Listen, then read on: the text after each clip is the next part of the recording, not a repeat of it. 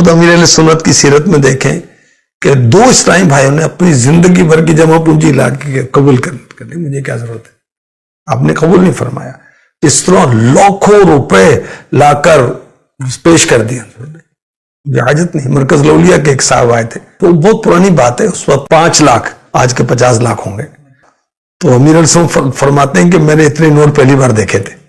تو میں نے کہا مجھے اس کی حاجت نہیں، آپ دینا چاہتے ہیں دعوت اسلامی کو دے دیں.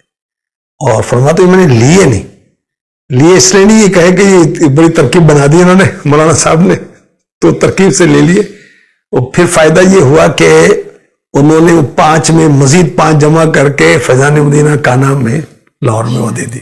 تو خیر، اللہ والوں سے جب بھی کوئی تعلق نسبت قائم کریں، دعا کرائیں تو آخرت کی کرانی چاہیے. دنیا اللہ تعالیٰ بنا ہی دیتا ہے، گزر ہی جاتی ہے. اور دنیا کے لیے بھی خیر کی دعا کرائیں. تنگ دستی تو دیکھیں کہ وہ دین سے دور کر دیتی ہے، وہ فقر جو ہے وہ کفر تک لے جاتا ہے. اللہ کی پناہ، تو اس سے پناہ مانگنی چاہیے.